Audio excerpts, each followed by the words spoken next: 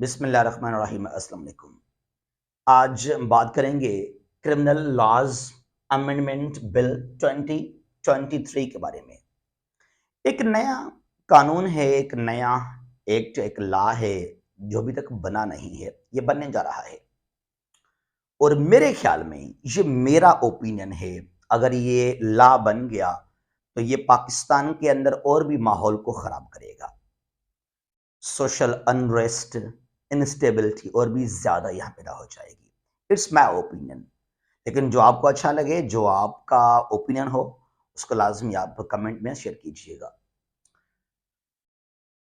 Bill और act में समझते हैं क्या डिफरेंस है। पहले देखिए जरा, ये अभी तक बिल है, ये एक नहीं हुआ, अभी तक ये पास नहीं हुआ पार्लियामेंट से।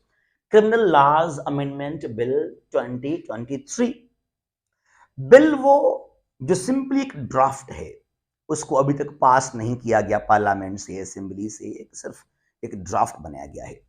अगर वो पास हो जाएगा तो ये एक्ट बन जाएगा और ये फिर लॉ कहलाता है।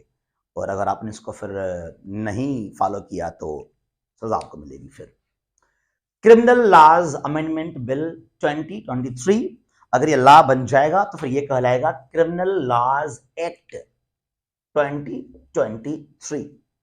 लेकिन अभी तक ये एक्ट नहीं हुआ।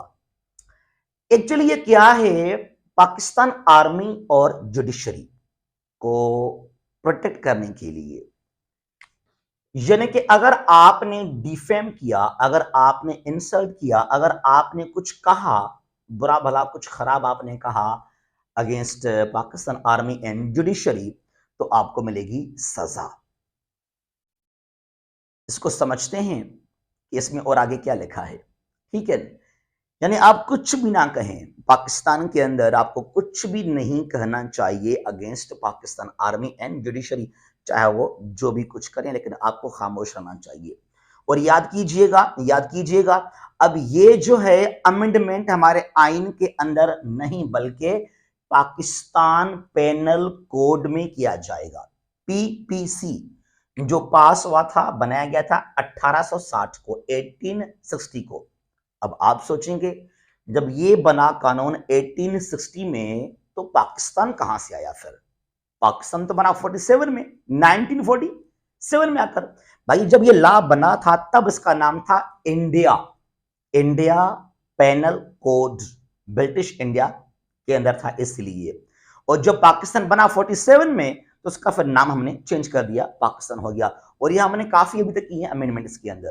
तो पाकिस्तान पेनल कोड पीपीसी के अंदर एक अमेंडमेंट, एक तब्दीली, एक सेक्शन है कहां पर, in PPC 500, the section 500 of Pakistan penal code says punishment for defamation, punishment for defamation, यानी कि अगर आपने कुछ गलत किया तो आपको, अगर आपने कुछ डिफेम कहा, कुछ गलत किया, कुछ इंसल्ट किया आपने इदारों की, तो आपको सजा हम देंगे।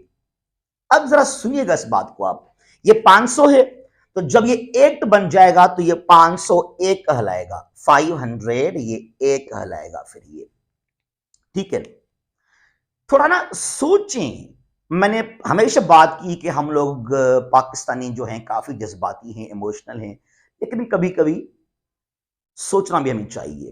देखिए जरा, वी रिस्पेक्ट आर्मी, हमारी आर्मी है, जुडिशरी हमारा, अदलिया हमारा ही है ना, दोनों हमारे हैं। लेकिन ऐसा क्या हो गया पाकिस्तान के अंदर? एक वक्त था राहील शरीफ के दौर में, 2015-16, मैंने जो मोहब्बत देखा पाकिस्तानियों के अंदर, पाकिस्तान की फौज के बारे में, ऐसा मैंने पहले कभी नहीं देखा था। इनफैक्ट 2019 तक, कब तक? T was fantastic. उसके बाद फिर क्या हुआ, पता नहीं क्यों पाकिस्तान के अंदर कुछ लोग एंटी आर्मी स्टेटमेंट या सोशल मीडिया पर वाकई कैंपेन चली है इस तरह का। लेकिन ये, इस बात पर गौर करना चाहिए, किसको? हमारी आर्मी को। लेकिन क्यों? भाई अगर लोग कुछ anti establishment, anti army, anti judiciary statement देते हैं, आखिर वजह क्या है? उनको हमने कहां तकलीफ पहुंचाया? कुछ ना कुछ तो खराब किया होगा ना आर्मी ने उनके साथ भी, राइट? तो सोचना चाहिए ना हमारे आर्मी को, इट्स आवर आर्मी, ये हमारे मुल्क के दिफा के लिए है, वी आर प्राउड, ठीक है ना? लेकिन फिर भी कहीं ना कहीं गलती की आर्मी ने, तो इसलिए ये लॉ आपको पास करने की जरूरत पड़ी है कि एक ऐसा लॉ पास करें जहां सोशल मीडिया पर, फेसबुक, व्हाट्सएप, ट्विटर, यूट्यूब, कोई भी हमारे खिलाफ बात ना कर सके। टॉक शोज के अंदर भी, न्यूज में भी बैठकर एहतजाज है, प्रोटेस्ट है, कोई शख्स कुछ भी ना कहे against Pakistan judiciary and army. तो मैंने कहा कि पाकिस्तान के आर्मी को सोचना चाहिए कि ये हमारे लोग हैं, ठीक है ना? ये हमारे खिलाफ क्यों इतने हो गए हैं, इसको लाजमी सोचना चाहिए। और जहां तक बात है पाकिस्तान पेनल कोड के अंदर तरमीम करने का, अमेंडमेंट करने का, जरा इसको सोचें पाकिस्तानियों। मैं एक पेट्रियाटिक पाकिस्तानी हूं, I love Pakistan, Pakistan army, judiciary, लेकिन फिर भी मुझे कुछ कहने का हक मौजूद यहां पर है। ये जो लॉ पास किया गया था 1860 में, actually it was passed by the British government, Lord Thomas मकाउले, बड़ा मशहूर है, बेबेंगटन, थॉमस मकाउले बेबेंगटन, एक बड़ा नाम है। हालांकि उसका डेथ हुआ था मकाउले का 1859 में, लेकिन ये ड्राफ्ट उसने बनाया था जब इंडिया के अंदर कुछ इंडियंस, कुछ नहीं बहुत ज्यादा, जो एंटी ब्रिटिश स्टेटमेंट देते थे, यानी कि एंटी ब्रिटिश कैंपेन, प्रोटेस्ट, एहतजाज करना, नारेबाजी करना, स्लोगन रेस करना, चाहे मुसलमान थे, वो हिंदू थे, वो जो भी थे, सिख वहां पर थे, तो उनको रोकने के लिए ये ब्रिटिश ने पास किया था। यानी कि अंग्रेजों का कानून है ये कि इंडिया के लोग जो हैं वो हमारे खिलाफ क्यों बोलते हैं।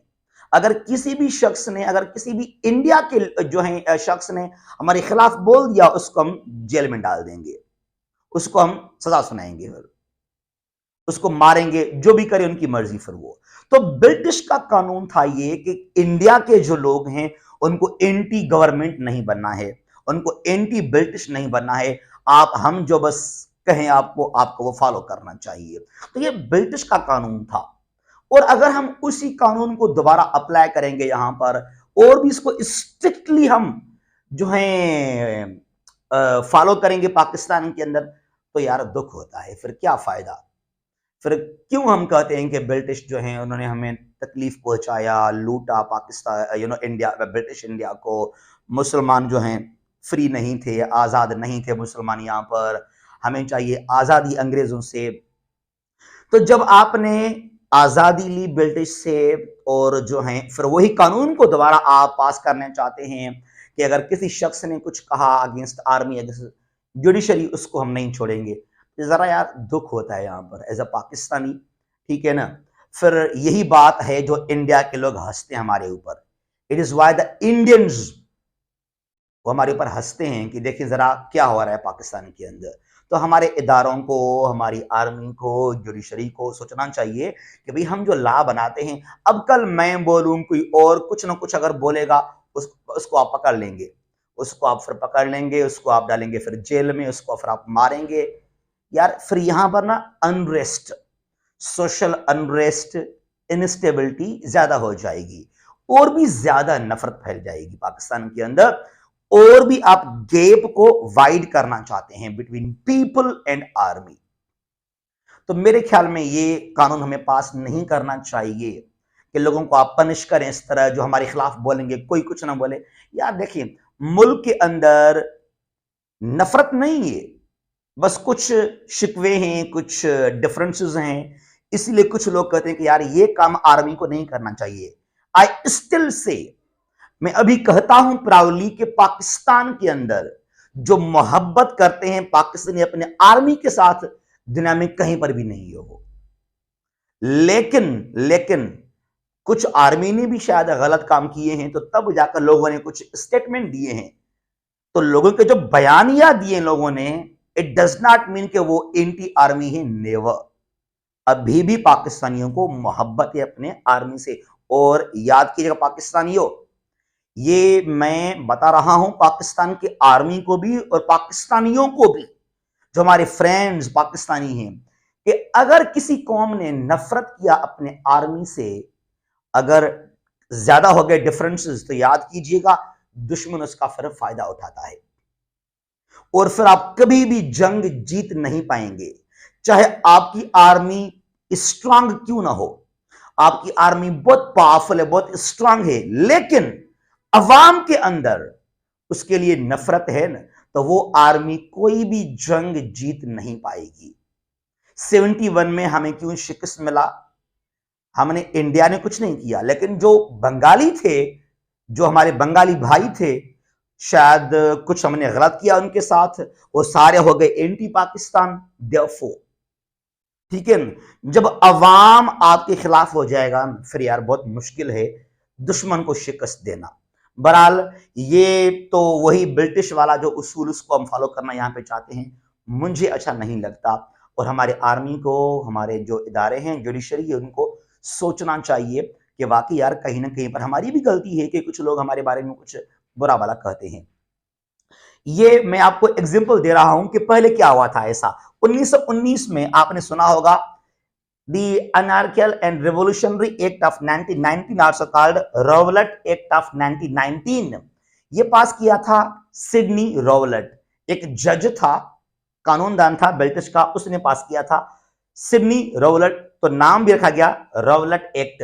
इसमें यह था कि कोई भी ट्रायल नहीं होगा आपका, विदाउट ट्रायल अरेस्ट करें, डिटेंशन करें, उनको कैद करें, उनको मार डालें, अगर किसी ने कुछ खराब कहा अगेंस्ट ब्रिटिश उसको पकड़ लो।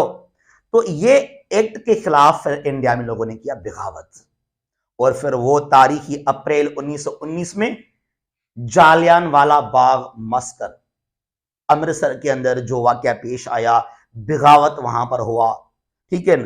तो ये तो जो ब्रिटिश ने पास किया था 1919 में इंडिया के अंदर, कि कोई भी शख्स हमारे बारे में कुछ भी ना कहे, कोई प्रोटेस्ट ना करे, हमारे खिलाफ कुछ भी ना कहे, ये तो फिर वही बात हो गई ना पाकिस्तान के अंदर भी।